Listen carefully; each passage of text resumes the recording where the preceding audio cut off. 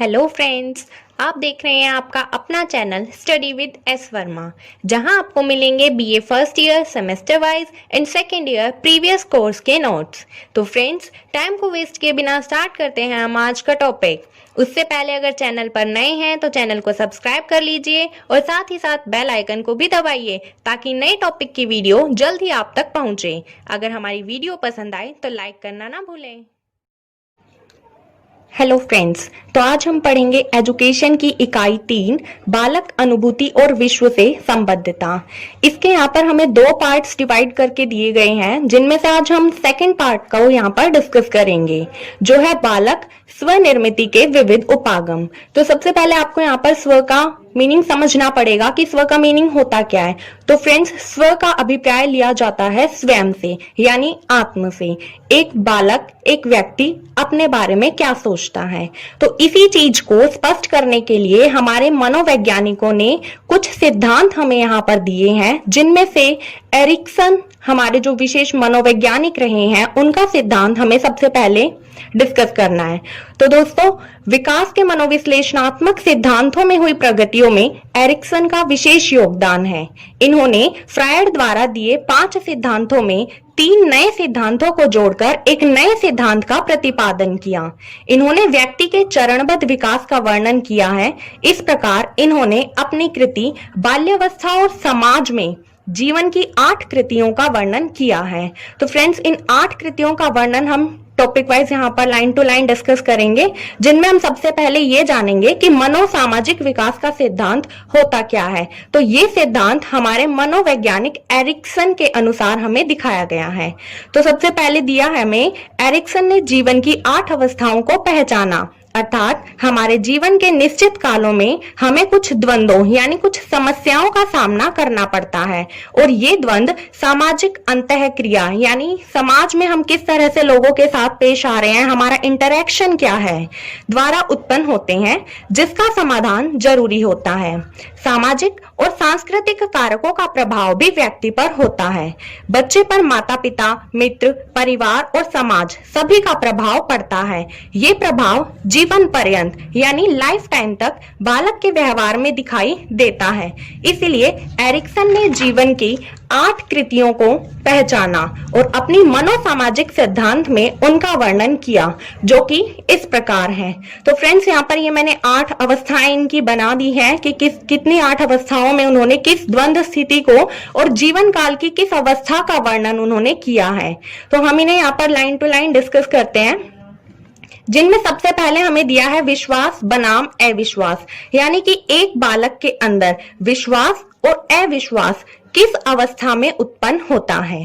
तो यह अवस्था बालक को शैशव काल के दौरान महसूस होती है, जिसमें परिवार और माता पिता का विशेष प्रभाव पड़ता है। सदस्य ही यह निर्धारित करते हैं कि बालक विश्वास और अविश्वास में से किस तथ्य को विकसित करेगा। यदि परिवारजन बालक के साथ स्नेहपूर्ण, सहयोगपूर्ण और खुशहाल जीवन व्यतीत करते हैं, तो बालक में विश्वास की प्रवृत्ति को बढ़ावा मिलेगा, अन्यथा वह अविश्वास को ही बढ़ावा देगा। तो फ्रेंड्स, जैसा कि आप सब जानते हैं कि जिस तरह से हम बच्चों के साथ व्यवहार करेंगे, बच्चे के अंदर वही प्रवृत्ति विकसित होने लगती है। तो वही प्रवृत्ति डिसाइड करती है कि बालक जो है वो अपनी प्रवृत्ति विश्वास की तरफ बढ़ा रहा है या अविश्वास की तरफ। इसी प्रकार उन्होंने जो दूसरी अवस्था की पहचान की है, वो है स्वायत्तता बनाम संदेह, जो कि एक बालक को प्रारंभिक बाल्यावस्था के दौरान महसूस होती है। तो स्वायत्तता बनाम संदेह में हमें क्या बताया एरिक्सन ने? इन्होंने कहा यह बालक में दूसरे मानसिक सामाजिक द्वंद्व की शुरुआत है, यानी कि कुछ समस्याओं की शुरुआत है, जो कि प्रारंभिक बाल्यावस्था में उत्पन्न होती है। एरिक्सन के अनुसार यदि बच्चा आंत और मूत्राशय को नियंत्रित करना सीख लेता है, तो उसे उसके स्तर की स्वायत्तता दी जानी चाहिए। यानी अगर बच्चा अपने इन कामों को करना सीख जाता है, तो उसे कुछ स्वतंत्रता देनी चाहिए। यदि उसे उसके कार्य स्वयं करने को कहा जाएगा, तो वे कार्यों में दक्षता हासिल करने का प्रयास करेगा। किसी अन्य कारण से यदि वह ऐसा नहीं कर पाएगा तो उसमें शर्म और स्व व्यक्तित्व यानी उसका इंडिविजुअल सेल्फ कॉन्सेप्ट डेवलप नहीं हो पाएगा और संदेह की अभिवृत्ति विकसित होने लगती है। यानी इस स्टेज में आकर अगर हम बच्चों को फ्रीडम नहीं देंगे तो उन्हें ऐसा लगने लगेगा कि किसी भी काम को हम अकेले नहीं कर सकते। ऐसा लगातार बने रहने से वह अपने पर संदेह करेगा और अपनी स्वायत्ता को भी भूलता जाएगा। फिर इसके बाद बच्चा हर काम के लिए दूसरों पर डिपेंड होना शुरू हो जाएगा। तीसरी अवस्था की जो पहचान हुई है वो है उपक्रम बनाम ग्लेनी, जो कि हमें बालक के मध्य बाल्यावस्था में महसूस होती है।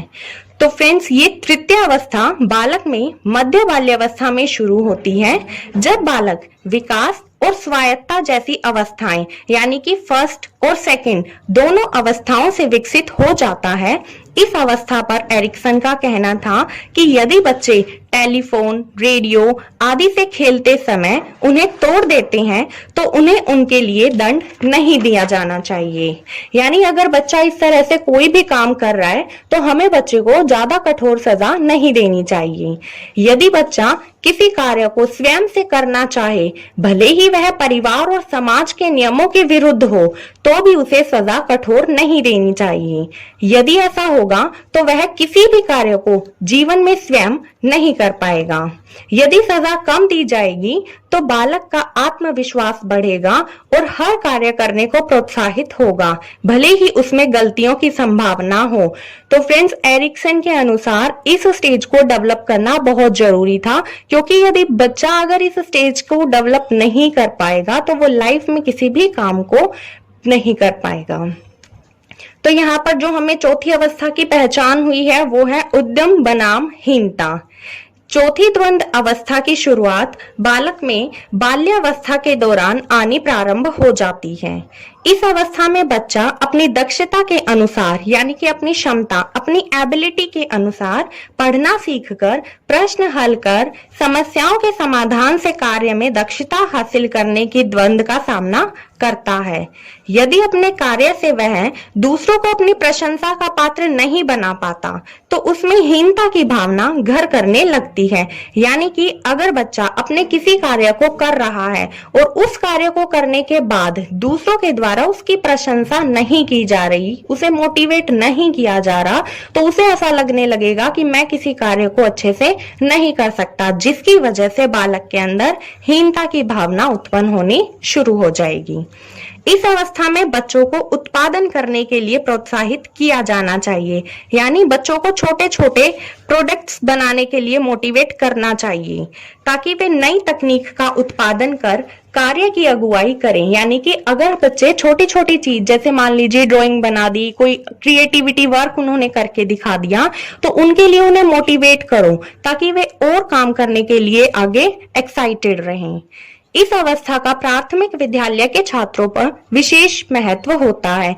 इस स्टेज में प्राथमिक विद्यालय यानी कि प्राइमरी स्कूल के बच्चों को ज्यादा मोटिवेट करना चाहिए, क्योंकि ये बेस होता है बच्चों का। अगर वे क्रिएटिव यहाँ बनने शुरू हो जाएंगे तो आगे भी वे क्रिएटिविटी अपनी दिखाते रहेंगे।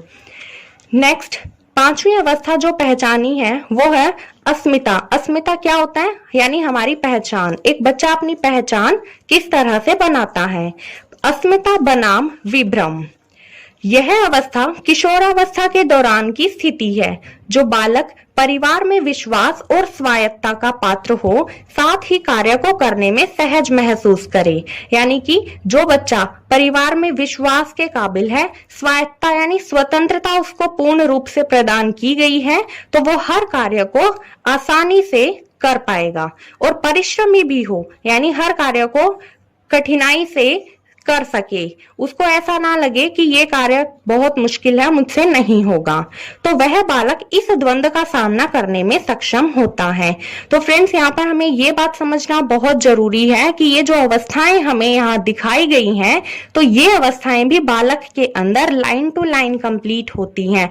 अगर बालक के अंदर चौथी अवस्था का विकास नहीं हो पाया तो वो पांचवी अवस्था विकसित नहीं कर पाएगा। वह समाज में अपनी अस्मिता बना पाएगा, जबकि कोई बालक स्वयं को अपनी अस्मिता के विपरीत व्यवहार करता पाता है तो उसमें विभ्रम की अवस्था का जन्म होने लगता है। यानी कि बच्चा समाज में अपनी कोई इमेज बनाना चाहता है, लेकिन वो इमेज उसकी नहीं बन पा रही है या फिर वो इमेज गलत बन गई है, तो वहां पर बालक जो है वो विभ्रम की स्थिति में आ जाएगा। ऐसी स्थिति में उसे बोध होता है कि वह बालक यानी कि जो बच्चा है वो क्या समझेगा यहाँ कि मैं कौन हूं के प्रश्न को सही नहीं सुलझा पाएगा। यानी वो ये नहीं समझ पाएगा कि मैं कौन हूं। क्यों? क्योंकि उसने अपनी इमेज कुछ और सोची थी, जबकि समाज में उसकी इमेज कुछ और बन रही है। तो यहाँ पर जो हमारी छठी अवस्था है वो है आत्मीयता। आत्मीयता यानी अंतरंगता, हमारी इंटरनिटी बनाम अलगाव। ऐसी स्थिति प्रारंभिक युवावस्था के आते ही जन्म लेती है। इस जीवन काल की अवस्था में परिवार, मित्र, पति पत्नी, भाई आदि का साथ होना आवश्यक है। यानी कि अगर हम एक बच्चे के साथ ये सभी लोग उसके साथ मिलजुल कर रहेंगे तो उसको ऐसा लगेगा मेरी आत्मीयता परिवार के साथ जुड़ गई है। ऐसी स्थिति में अंतरंगता का भाव विकसित होने लगता है। यदि ऐसा ना हो तो व्यक्ति में अलगाव की स्थिति जन्म लेती है। यानी अगर एक बालक के साथ, एक व्यक्ति के साथ अगर उसका परिवार, उसके मित्र, उसके भाई बहन उसका साथ नहीं देंगे तो उसे ऐसा लगने लगेगा कि मैं इस परिवार का हिस्सा नहीं हूं, जिसकी वजह से उस व्यक्ति के व्यवहार में अलगाव उत्पन्न होना शुरू हो जाएगा। और अगर एक बार अलगाव उत्पन्न होना शुरू हो गया तो अब वो पर्सन अकेला रहना सीख जाएगा। सातवीं अवस्था है उत्पादकता बनाम गतिरोध। यह चरण मध्य युवावस्था के द्वंद की स्थिति है। इसमें उत्पादकता अर्थात व्यक्ति का प्रेम, स्नेह और चिंता केवल परिवारजन व नजदीकी तक सीमित न होकर समाज में आने वाली पीढ़ी तक होता है। जो हमारी छठी अवस्था थी उसमें एक व्यक्ति को सिर्फ अपने परिवार की, मित्र की, भाई बहन की जरूरत थी, उन्हीं का प्रेम उन्हें चाहिए था। अगर वो स्नेह वहां पर उसे मिल जाता है तो वो इस सातवीं अवस्था को बिल्कुल आराम से पार कर सकेगा। लेकिन अगर यहीं पर अलगाव उत्पन्न हो जाता है तो यहाँ पर वो गतिरोध उसका रुक जाएगा। तो यहाँ पर क्या है कि व्यक्ति का प्रेम, स्नेह और चिंता केवल परिवारजन और नजदीकी तक सीमित ना होकर समाज में आने वाली पीढ़ी तक होता है। यानी इस स्टेज में, इस अवस्था में व्यक्ति ये चाहता है कि परिवार के स्नेह के साथ साथ मुझे समाज का, सोसाइटी का भी स्नेह मुझे मिलता रहे। इस अवस्था में माता पिता की अहम भूमिका होती है, किंतु केवल इसी से उत्पादकता को प्राप्त नहीं किया जा सकता। यानी केवल माता पिता के सब कुछ दे देने से व्यक्ति उत्पादकता को प्राप्त नहीं कर सकता। तो उसके लिए उसे क्या करना पड़ेगा? यदि किसी को निस्वार्थ भाव से स्नेह, सम्मान और पालन पोषण दिया जाए तो भी उत्पादकता के लिए प्रोत्साहन मिलता है। यदि ऐसा ना हो तो वह गतिहीनता की स्थिति होगी। यानी कि अगर हम किसी पर्सन को, बालक को, व्यक्ति को किसी भी निस्वार्थ भाव से स्नेह या फिर सम्मान नहीं देंगे तो उस पर्सन के अंदर गतिहीनता, यानी अब वो किसी भी कार्य को करने के लिए प्रोत्साहित नहीं है, क्योंकि उसे कुछ प्रोवाइड ही नहीं हुआ है। अब जो हमारी आठवीं अवस्था है वो है समग्रता बनाम निराशा। तो फ्रेंड्स, ये लास्ट स्टेज हमारी पूरी सातों अवस्थाओं का कंक्लूजन होती है। इसमें हमें बताया गया है कि यह अवस्था प्रौढ़ावस्था के बाद वृद्धावस्था में जन्म लेती है।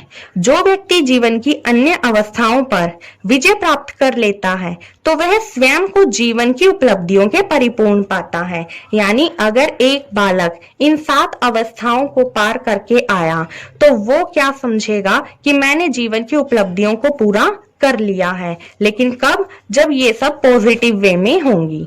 यदि कोई व्यक्ति स्वयं को अपने तक ही सीमित रखता है तो वह निराशा का शिकार हो जाता है। यानी एक व्यक्ति अगर अकेला रहना सीख जाता है तो उसे क्या होगा कि वो निराश रहना शुरू कर देगा, जैसा कि हमने छठी अवस्था में देख लिया है।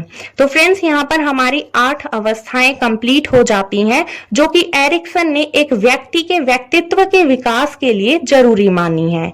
तो इस प्रकार एरिक्सन ने 8 अवस्थाओं के माध्यम से मनोसामाजिक विकास की अवस्थाओं का वर्णन किया है। साथ ही फ्रायड के सिद्धांत इनको भी विस्तृत किया है। इन्होंने अपने सिद्धांत में इड यानी अहम, इनको बहुत अच्छा माना है, ना कि उपाहम और पराहम को, यानी ईगो और सुपर ईगो को इन्होंने गलत माना है कि एक बालक के अंदर, एक व्यक्ति के अंदर ईगो या सुपर ईगो बिल्कुल नहीं होनी चाहिए।